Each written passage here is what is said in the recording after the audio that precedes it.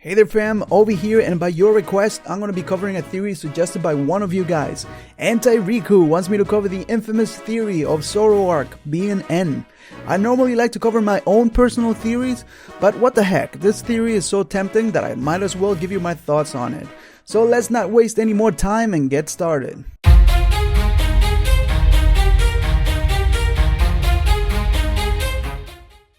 Natural Harmonia Gropius, known as N for short, is the supposed leader of Team Plasma, and his goal is to liberate Pokemon from humans. He makes a lot of significant appearances throughout 5th gen. During this period, a theory revolved around the internet proposing that N is actually a Pokemon known as Zoroark. The basis for this theory is that there is a small event where you follow a Zoroark into N's castle, and in the end, N appears, and the Zoroark is nowhere to be found. Most people seem to be skeptical about this theory because making such a huge claim out of one single event seems unreasonable. However, I was able to find more evidence that could really support this theory. The very first question that I feel we need to answer is whether Zoroark plays a significant role in N's life. There aren't really any events that portray Zoroark being a significant figure in N's development, or is there? By researching N's early history, we learned that he was an orphan kid that was abandoned in the woods and that he was raised by Pokemon.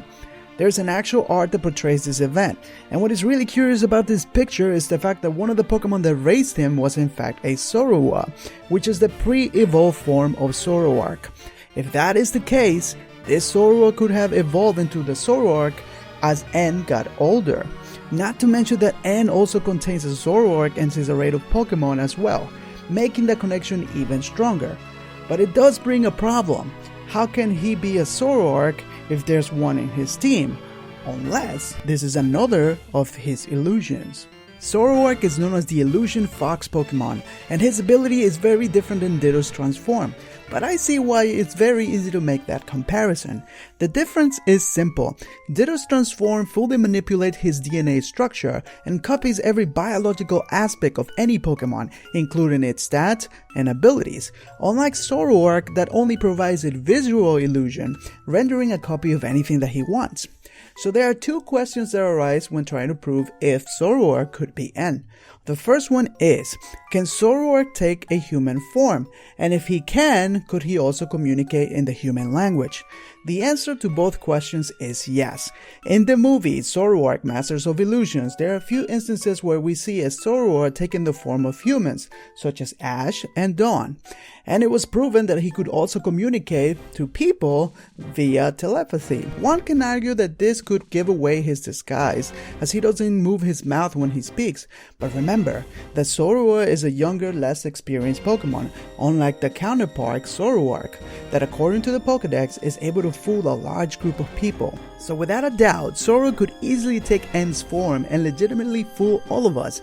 But the question every researcher needs to ask when establishing a possibility is motive. Why would a Zoroark take the form of N, and what would it gain from it? To the amount of N's appearances throughout Gen 5, claiming that he's doing it simply to joke around for his own amusement seems very unreasonable.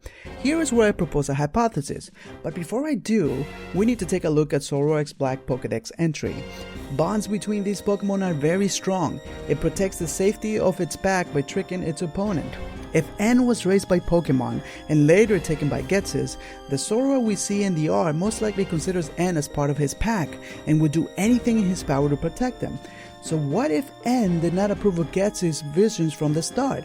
What if the real N is being held captive, and the N you encounter is a Zoroark following Ghetsis' orders in order to protect him, as Ghetsis could have threatened him to harm N if he did not comply with his demands. Now remember, this is just a hypothesis, but if it was true, it would give a real motive for a Zoroark to take N's form and become the hero of legends as per Ghetsis' request.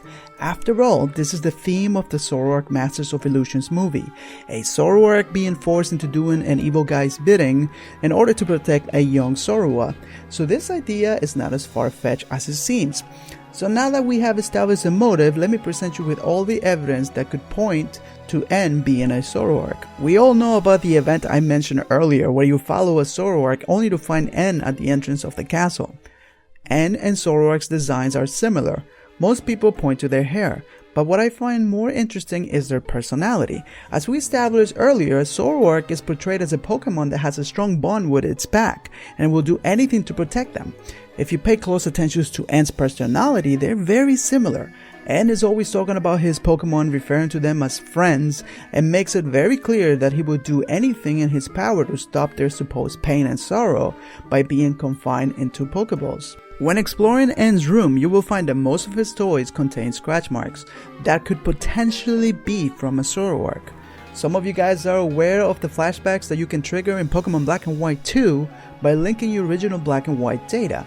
By talking to the key people, you can trigger a small scene. For instance, when you talk to Bryson, you can see a small cutscene where he's joined by Alder and Marshall and talk about how Bryson wants to return to his career as an actor. Keep in mind that the memories you trigger are of the person you talk to. So, by going into Team Plasma's house, you will encounter a Zoroark. A flashback is triggered where two Team Plasma grunts are having a conversation. So Zoroark has to be one of these grunts. But as the flashback continues, we learn that N was hiding in the scene and actually comes out and has a few lines of text to share. So how can this Zoroark have the memories of N if he's not N? But I feel that the most compelling evidence is another flashback that you can trigger by going into any Pokemon Center. In this flashback, we see N and a Team Plasma Grunt talking about releasing their Pokemon to finally set them free. But the most fascinating thing about this flashback is that, remember, we have already established that the flashbacks are of the people you talk to, and in this case, you're talking to a Pokemon breeder. It doesn't make any sense that he holds the memories of N, unless he's in fact a Zoroark in another of his human disguises. Hey, but that's just my theory. What do you guys think? Don't forget to share your opinions below. And if you want to support my work, don't forget to leave a like. And if you're new, you can also click that subscribe button to stay up to date with all my Pokemon videos. This is always saying peace out until the next Pokemon video.